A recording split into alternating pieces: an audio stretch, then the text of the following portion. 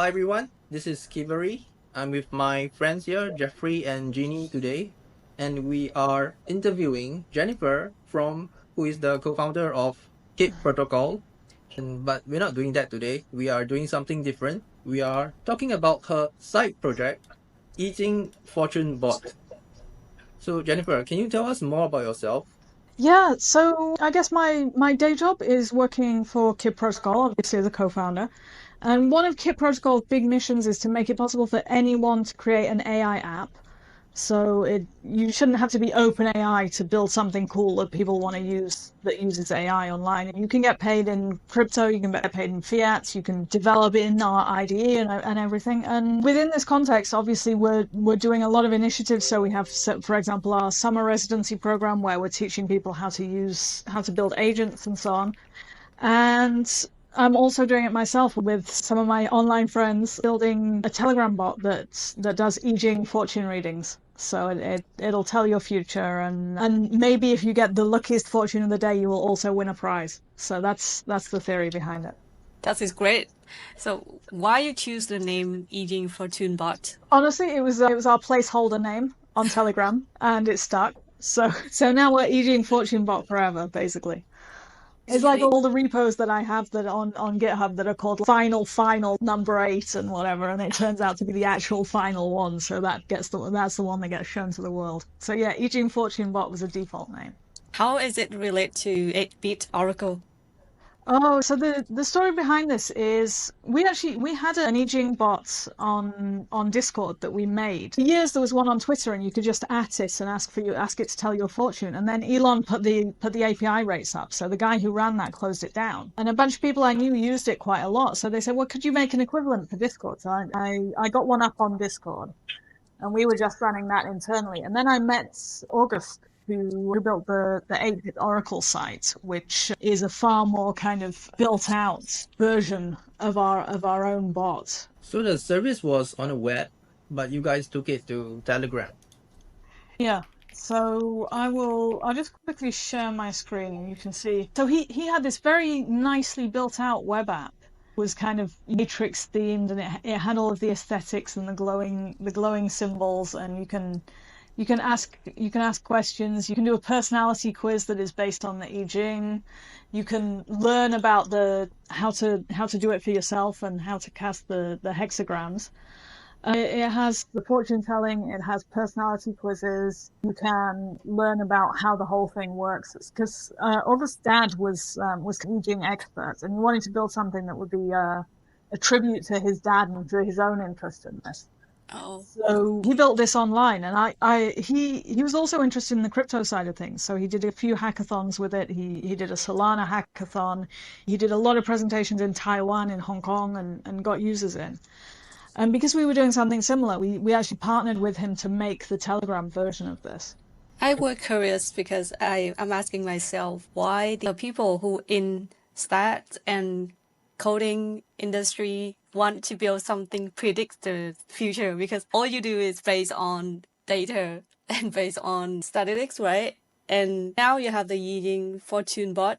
Yeah, I was actually quite surprised as well. I didn't know anything about the I Ching really when I started this. But when we were building the agents in the context of the KIP protocol Superior Agents project, I had a lot of people come to me saying, could you, so that essentially what we have in those agents, you give an agent a bunch of access to a bunch of tools. It can do research, it can make trades on dexes, it can get RSS feeds, it can scan Twitter and so on, and it tries to trade and make more money. And obviously, I provided the RSS feeds and CoinGecko news and everything. But I had a lot of people coming to me saying, can you add astrology or can you add I Ching or Bazi as one of the options that the agent can consult when it's trading? And I was really surprised by that. So yeah, it seems like a lot of traders do check the stars or check their Bazi or whatever it is. Um, my perspective as sort of an AI guy, I like the recursive aspect. So the fact that you generate a fortune and the person who got the luckiest fortune each day wins the pool of money that people paid in for their fortunes, which is kind of an infinite recursive loop. You generate a lucky fortune and then the AI decides that's the luckiest in the day and then you win a prize, thereby proving that you are the luckiest. So I like that as an AI person. How do you expect your users to use the bot? You can see it's a Telegram mini app. I will enlarge it a bit just so that you can see, and then click in, get your reading. We have some suggestions. Guidance: do I need? Is this the right timing? And so on. Or you can ask your own question, like that. Or yeah, it's going to do its calculation for a second or two, and then, It's like the Matrix, right? yeah, we had big discussions about the theme because August came up with this theme, and some of our Yijing guys are much more traditionalist, and they wanted a more traditional theme. So on the website, you can flip between themes. You can have something much more traditional, or you can have the cyberpunk one. Okay, so what guidance do I need? Hexagram 57, the gentle wind. Stop forcing it. Oh, stop forcing it, Pam. Soft power is your superpower. Drift like the breeze, but with purpose. And then if you want, you can also actually pay in ton to see an expanded reading with a lot more interpretation by the AI, and also to get the chance of winning a prize today. So at the end of the day, at midnight, someone is going to win the pool of all the money that was paid in, or half of the money that was paid in. I've been trying to understand how does the AI derive the readings? Like go to a fortune teller, he will use some sort of spiritual method to produce some divination reading. How does the AI play into this? And how does it calculate or make some sort of determination on what the fortune telling is? So the fortune itself is actually calculated using Python code. So that isn't actually AI. The only part that is AI is the interpretation. We use DeepSeek, which is actually really good for this. DeepSeek actually, when it first got popular in China, a big part of that was people telling their bazi and getting DeepSeek to tell their fortune.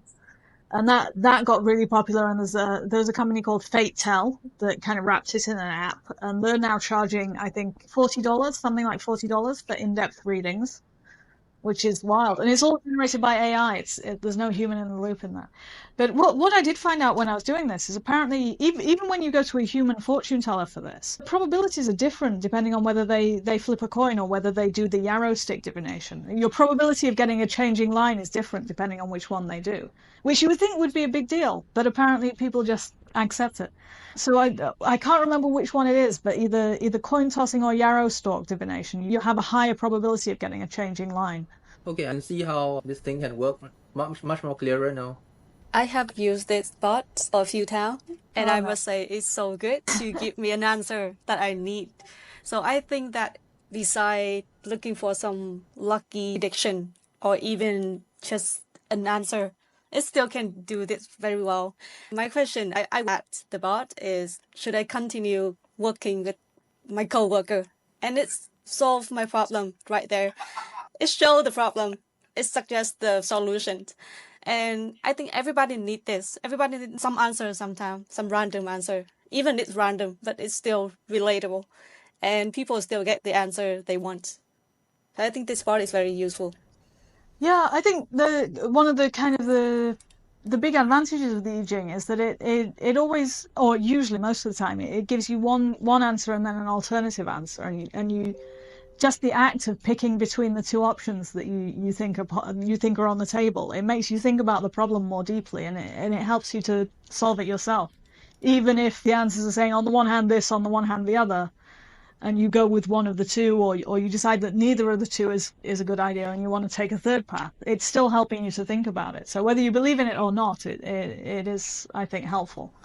Do you think there's a sense of deference to the AI, much like how people pay deference to the advice of inference tools like ChatGPT? Yeah, I think definitely, and it's a bit like, you can say it's similar to paying McKinsey. Whether you're paying McKinsey or you're paying a feng shui guy, you're outsourcing. Consulting firm. Yeah. It's just a way of outsourcing confidence almost. So yeah. What are people actually asking, and what do they want to know at this moment? A lot of political questions. We get a lot of political questions. What's going to happen with Iran and Israel? You can see the entries. I thought it's privacy, man. Oh no! So this I can't actually see, but it's based on what people post online. So a lot of times people will ask something and then post it on the Discord or post it on Twitter. So I can see that. That's fine. Yeah. That's fine. So it's nothing that's privacy intrusion, right? Yeah. No, I don't safe, know right? what rules ask, Okay. but Okay. unless they Thanks for post that one. clarification. Yeah. So Yeah. I read the article, and it said that the quality of AI reading is only as good as a user's question. So wouldn't this like the magic of it? Like you need to engineer a prompt to elicit the AI to tell you what is your most accurate fortune. Wouldn't this like this kind of determinism remove the magic from the equation? That's always been an issue in fortune telling. There's a story in Herodotus about, I think it might have been, was it Cyrus the Great? I can't remember. Um, some king anyway who sent an envoy to the oracle in Delphi. Should I attack my enemy? And the oracle said, if you attack now, you were in Delphi and said, will bring down a great empire. So he attacked, and his own empire collapsed. He needed to be more specific in his question. So yeah. Okay. Okay. Right. Divinations work in China because of its culture and history. Would this work somewhere else, like in Southeast Asia, which is your new targeted audience? Yeah, we really wanted to go for Southeast Asia because this sort of the feng shui and everything is really popular here. But, people speak different dialects of Chinese, or they're not necessarily super confident reading Chinese. They might read English or Bahasa or something. So we wanted to be multilingual and have that option open. But I think there's also kind of you have a lot of possibilities. So India, for example, where Vedic astrology is really popular, and palmistry. So if you have a hand scan first, you could potentially So do it's not palmistry. just 八字 and Yijing, but other methods of divination, like Yeah, I'd like palmistry. to. We had a long running project to do tarot as well, so I'd like to do that at some point. The only problem is you need a lot more design. For tarot reading, you need great art to Yeah, yeah. entice the user into using the app itself. I must say, as a Vietnamese, we are very into spiritual thing.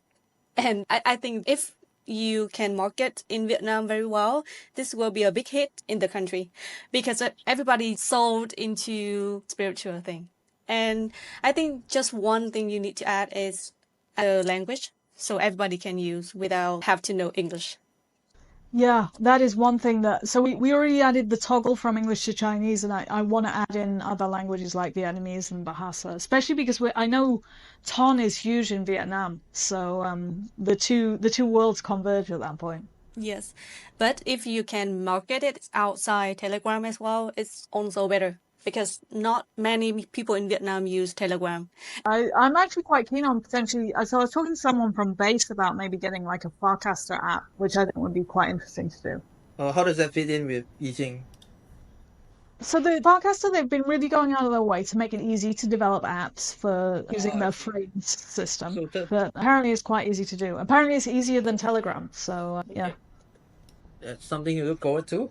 Podcaster, yeah. popular uptake of AI and is being used for daily divinations by Chinese youth. How does Yijing bot plan to fit into the picture with tokenization? Oh yeah. As we were building this, we were kind of looking into different token options because we always wanted a Web3 element to it. We did actually consider doing a token raise. We kind of rejected that as an option because I think right now everyone on the market is all tokened out. We had the pump.fun boom and the meme coin boom, and that really kind of soured people on new memes. So what I want to do with this is essentially we're going to use Ton for payments, and we're sticking with Ton. That also kind of resolves some other problems. I mean, if we do a base version, then obviously we'll use base ETH because it makes sense to at that point. But for Telegram, yeah, especially as Ton has kind of gone back and forward a bit about whether other EVM payment forms are going to be allowed on the platform. For us, it just makes sense. We're sticking with Ton. We're not launching a token. You pay in Ton, you win your prize in Ton. It makes life easier for everyone, and we're happy with that. Could you talk a bit about if the token raised is in the base currency? I mean, if the token being used is in the base currency, how do we reward the developers then? Like, you guys need to be paid some way, right? Yeah, so what we do right now is when you pay for an expanded fortune, half of that goes into the jackpot pool that someone is going to win at the end of the day, and half of it goes into the ecosystem fund, which is used to pay developers and do marketing, and also of early investors. So early, it's possible to buy in and buy a share of the reward fund as well. So do you have any other plan moving forward to more public and more common on Web3 instead of just Telegram? Yeah, what interested us about Ton as well or Telegram ecosystem is that they have this stars currency as well. which is it's kind of Web 2.5 almost, because you can convert stars to ton and you can sell them for fiat. So it's kind of almost like an on-ramping currency. And in the early days of the app, we had stars payments instead of ton. The only main reason we switched actually is because stars have ironically, stars have stronger kind of KYC restrictions. You can't, once you get paid in stars, you can't move them for a month, which makes it harder to do the jackpot mechanism. We're absolutely open to other chains. I mean, it's a format that you can very easily replicate across other chains. We might do the Tarot app on Base, for example. With a last question, a personal question. So you have a doctorate, right? Yes. Why do you think there are not more PhDs commercializing their work via crypto? There are quite a lot, but they're hidden. So you go to the big companies and the exchanges and so on, and you have kind of maths and physics PhDs doing tokenomics structures and doing doing the finance side of it, the quant side. But they do it quietly. They become influencers. They don't launch their own tokens. They don't get into memes and so on. So they are there, and there's it's one of that, and I guess working for a casino. Those are the two reliable job pipelines if you have a maths PhD. So for maths PhDs, it's sports betting, casinos, and crypto. Reliable job sources. Recession proof. Yeah. Yeah. Gambling is always a thing. What do you want viewers to know in regards to a fortune bot, especially those who are not on board yet and using this app? Yeah. So I guess just you can follow us you can join us on Twitter, which that is Yijing bot on Twitter. You can try the app out on Telegram. So that is Yijing. So that's YIJING_fortune_bots on Telegram. And that is, open for use. You can ask it your questions. You can play the game. You can potentially win some ton. That's all I need to tell anyone. Yeah. Good to know for the viewers especially. And that's all we have for you today for Degen Dispatch. Thank you very much. See ya. Thank you, Bye. everyone. Bye.